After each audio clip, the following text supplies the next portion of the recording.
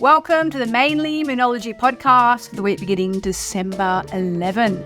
It's a new moon week. It's the last new moon of the year and it's taking place in the very good, fun sign of Sagittarius. So hopefully it's going to be a good week, but listen because there's more.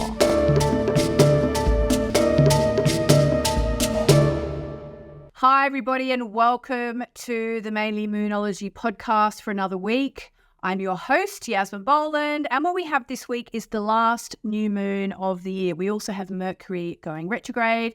We also have a clash to the planet Neptune. There's a whole lot of stuff going on this week, so let's dig in. Let's start off by looking at the new moon in the sign of Sagittarius, and I'm just going to tell you some of the keywords. This is from my beautiful Moonology Diary 2024, which is almost done with. And we're going to be ready for the Moonology Diary 2023, which is almost done with. And we're going to be ready for the Moonology Diary 2024. It actually starts in December, so if you buy it, you can start using it before the year is over. All right, so let's have a talk about this new moon in the sign of Sagittarius. The first thing to say about the new moon in Sagittarius is it always provides an opportunity to step back and look at the bigger picture, which is obviously a really important thing to do as the year comes to an end. Because, you know, no matter what you're going through, even if you're having a really horrible time at the moment, for example, and if you are, I'm really sorry, my heart is with yours. I know it's a really difficult time to be having a really difficult time at this time of the year because you know, you're surrounded by people who are like, yay, it's Christmas and all that. And if you're a bit like, well, I understand. We all know that Christmas is actually, you know, some people's favourite day of the year. It's actually my favourite day of the year, touch wood, for a good Christmas. But it's also a time where people do, you know, do it tough a little bit often, especially if they're not surrounded by good family or friends, or if they're short of cash and they can't do what they want to do with their family for Christmas and so on. So this is where the new moon in Sagittarius can normally help, although I will say this year's is a little bit of a trickster. So so often we humans bury ourselves in the details of life and we do just get focused on our worries and our concerns. But the Sagittarius energy this week is actually really good for taking a step back, all right, and looking at the bigger picture. You know, they say that if you have a fridge with food in it, you're already in the top 1% of people in the world. I read that somewhere a while ago. Maybe if you've also got heating, I'm not sure. But, you know, things that we take for granted, a fridge with food in it, heating, you know, we already have so much to be grateful for. So one thing to do at this new moon, which I'll give you the dates for in a minute, one thing to do at this new moon is take a step back and look at the big picture of your life and think about what you have to be grateful for. Even if there have been things which have been disappointing for you this year or upsetting or sad or even tragic, try to find something in you that can tune into the very optimistic Sagittarius energy and think about something you are grateful for. And let's do it now. Hand on your heart chakra. Close your eyes, breathe in and out, in through your mouth, out through your nose. And just bring to mind someone or something you are super duper grateful for, especially in the last 12 months. Often when I do this, I think of my beautiful son, Louis, or other people in my life. But you know what just came to me? My little dog, Jonty. Yes, he is. He's just looking at me. He's just down there. When I say his name, he looks at me. He just came to me to be grateful for him. He's been such a good little friend for me this year. I've had him for nearly a year. By the time you hear this, it'll be 1 week off a year. All right. So, yes, taking a bit of a step back and getting perspective helps us to see that we are, in fact, blessed. And as my teacher in India, Sri Shakti Narayani Amma says, the secret is to know you are blessed and live your life within that knowing. The secret is to know you are blessed and live your life within that knowing. Now, that's a huge thing this week. If you can manage to think of things you are grateful for, which make you feel blessed, you will be getting the best that this new moon has to offer.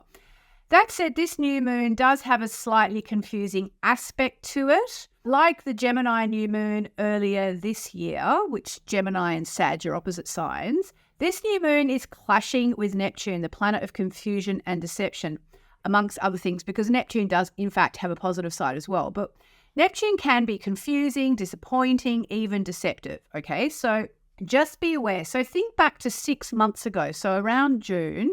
Was there a situation you found confusing? Was there deception? It could well be there is some kind of fallout coming now, or with any luck, a conclusion or closure.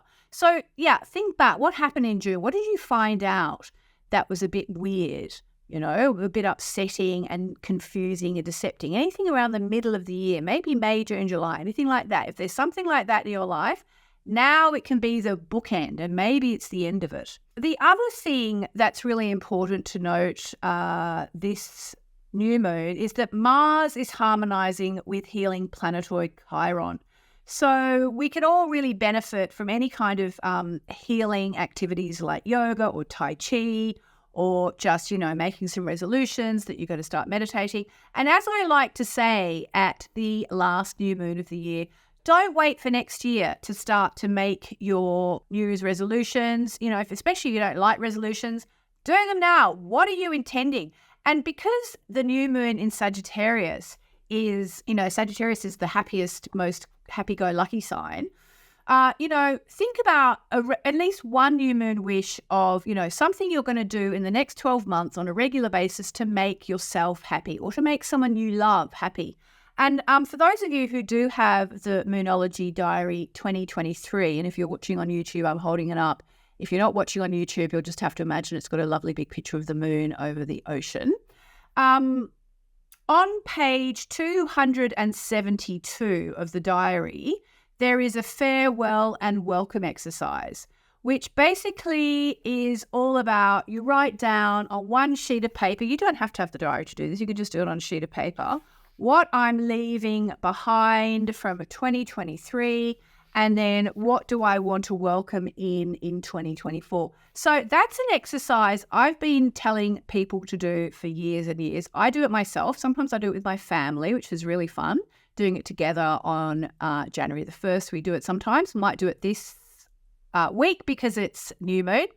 And really what it is, it's a way to acknowledge what you're moving on for and to release that. And then because nature abhors a vacuum, whenever you release something, you want to replace it with something positive. So what do you want to bring into your life in the coming 12 months? All right, so just a few ideas for you there. And I'm just going to have a little sip of my coffee. Excuse me. Okay. So now let's talk about the fact that Mercury is going retrograde this week. What does that mean? Well, first of all, let's say that point out that Mercury is going retrograde for the third or fourth time this year. I'm not really sure. It goes retrograde up to 4 times a year, and this time it's going retrograde in Capricorn. So Mercury retrograde, for anyone who doesn't know, I feel like Mercury retrograde is now one of those things that everybody knows everything about, and I don't need to tell anyone. But you know what? It's not the case. Some people, are new to astrology. They're just getting into Moonology. They don't know about this stuff. I'm just going to pull something out of my little basket I have here and show you in a minute. But Mercury retrograde is a time where we get to get a redo, rethink, revamp, revise, re-edit, revisit, all that kind of stuff. And again, for those of you on YouTube, you can see this. If you're listening on the podcast, you just have to believe me. I'm holding up my Mercury retrograde book, which I wrote with the amazing Kim Farnell a few years ago. If you want to find out about Mercury retrograde, it is a really, really good book to read. So Mercury retrograde has a bad reputation. Everybody thinks it's a time of disasters, and it's really not. It's sort of that thing of a little bit of knowledge is a dangerous thing. So I've had people writing to me, I think I actually mentioned it in the Mercury retrograde book. I've had people saying, my grandpa died under Mercury retrograde, or I had one person I remember in particular saying, I try to look forward to Mercury retrograde, but I had a burst appendix last time. It gave me a burst appendix. It's like, no, that's not what Mercury retrograde does. Mercury retrograde is not necessarily a bad thing. It's actually a chance to it's just a chance to get a second chance, okay? It's a chance to have another bite at the cherry. It's a chance to, if you did something wrong the first time, it's a chance to make it right. If you're not happy with the way something is, it's a chance to repair it, revisit it, reorganize it, retrieve it, reconnect with people, resolve, and all that. So yes, there can be confusion. I'm just leafing through my book as we talk. There can be confusion, but overall, if you come at Mercury retrograde as a positive time, you will get a much better experience, obviously. In the intro to this Mercury retrograde book of mine and Kim's, it says, the golden rule. The key with Mercury retrograde is always to let the cycle unfold without making any major decisions if you can. Mercury retrograde is going to last into January. Mercury retrograde usually leads to more information being sent your way, so it's best to see what transpires and, if possible, wait until the end of the cycle and a few days after that if you can, before you act. All right, so what I wanted to do to give you to arm you for this last Mercury retrograde of 2023 is give you some information about the upside of Mercury retrograde in Capricorn, because that's how we did the book. We tried to help people understand, Mercury retrograde will never give you a burst appendix. Mercury retrograde will not, cause the sad passing away of your grandpa or whatever. Mercury is the planet of communications and mind and conversations and exchanges and writing and reading and listening and all that. So it doesn't cause terrible, terrible things, and really difficult things that happen are much more likely to be caused by planets such as Saturn or Pluto, because they're like Saturn in particular, the lord of karma, Pluto, the lord of the death and rebirth cycle, Neptune, planet of deception, but also the planet of, illusion and Hollywood and glamour and all that. So that's where you're more likely to get those terribly difficult things. Mercury retrograde, just know this as we go into this cycle, Mercury retrograde is more about things like misunderstandings, miscommunications, missed flights, missed trains. It is a bit of a problem having Mercury retrograde at Christmas, because I know a lot of people will be going home for the holidays, as they say in the movies in the States. Yeah, so, double check your departure. Have you booked your right ticket? I've been to France twice in the last 10 years and turned up at the train station with a ticket that was supposed to be Paris to London instead of London to Paris, probably either in Mercury retrograde or booked in Mercury retrograde. It's more like annoying, confusing things like that. And at one point, I did actually want to put a little bit of science behind this, and I did a little search. And in fact, the New York Times reported on a study that was done about Mercury retrograde, about if more baggage went missing at airports. And guess what? It actually did. So let's talk about the upside of Mercury retrograde. So Mercury retrograde in Capricorn being the sign of work and ambitions, it's a great time to rethink how you achieve your ambitions. Perhaps you need to recommit to a goal and or retrain, especially, ahead of the new year. What do you want for yourself professionally? Now's the time to start thinking about it and planning. You can break down the steps into achieving your goals in a more realistic way. So basically, rethink your working life. Where have you got room for improvement? What do you think you can do better next year? If you've been working hard on a project, this is the time to review it before you finish it. Mercury retrograde, very much edit stuff, rewrite it, rethink it, review it. Yes, delays are possible now, but if you use the energies well, you could just give the whole thing one last good going over before submission. And I think I've got a few projects in with Hay House that might benefit from that before the year is out. Potentially, this is also a very good time to take up a work project you started earlier but let lapse.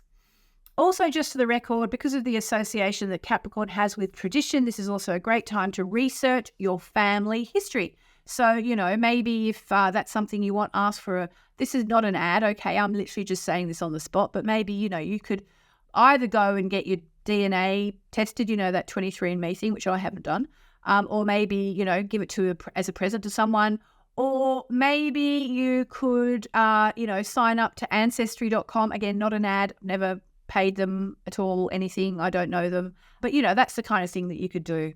5 things to do under Mercury retrograde. So reassess your career goals. Okay, reassess your career goals. What do you want to achieve in 2024? What do you want to achieve? Write it down. Think about it. Rebuild something literally or metaphorically. Well, I don't know about anyone else, but I'm actually having my living room and hallway repainted. So that's actually a really good Mercury retrograde thing. Oh, okay. Have a dental checkup because Capricorn is the sign associated with teeth. But schedule any dental work for after Mercury turns direct if you can. Don't panic if you're getting a big tooth thing done in December. It's not the end of the world. It may well be that it's actually completing a cycle that started under a previous Mercury retrograde. Recommit to a life goal or, just rethink your whole entire life plan because Capricorn is the sign that is associated with plans and strategy. What do you want for yourself? Has your life changed hugely in the last year or two? And you think, okay, I actually need a whole new plan. And remember that there's more to life than work. Very important for those of us out there who like to work hard. I'm a hard worker. There's more to life than work. All right. So things to watch out for, because there are always things to watch out for. So it's not that you're incapable of communicating right now. It's just that your words may not come out quite as kindly as the person you're speaking to might wish. In other words, Capricorn is quite a tough sign. We all have Capricorn in our chart somewhere. And Mercury is the planet of communication. So you need to be careful that you're not going to upset people by being a bit too harsh. What you consider being direct might be misconstrued as an accusation or a command. Note to all the mothers of teenage boys out there like me.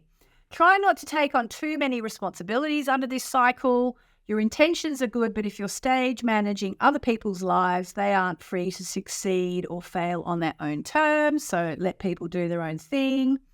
And if you are constantly managing other people, you could barely manage yourself.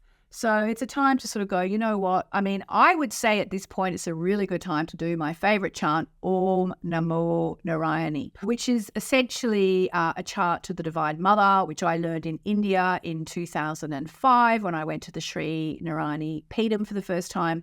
Sanskrit, and it means I surrender to the divine, or I surrender to the Divine Mother. In fact, we might chart that once I finish talking about Mercury retrograde, just so we can offer this cycle up to the divine. This isn't a time to lay any groundwork if you could avoid it, as there's a fair chance it will need to be redone, like me repainting my living room. And now I think about it, I think we might have finished some of the work under Mercury retrograde. It went on for so long, it would have had to have had a bit of Mercury retrograde in there. That said, it's a good time to relay groundwork. Blind trust in authority could cause you problems now because it's hard to know which experts you can trust under this cycle. You might consider those you previously thought spoke with an air of wisdom. You might reconsider who is actually an expert at what. Your best guide is your own inner voice of authority. And I'm just going to really quickly rip through how it's affecting everybody by their rising sign. So if you know your rising sign, just listen to that. And I'm going to ask my lovely podcast producers, maybe they'll put a link for where your rising sign is mentioned if you want to skip ahead. So if you're Aries rising, rethink your career. Taurus rising, rethink your study and travel plans and anything to do with your life philosophies.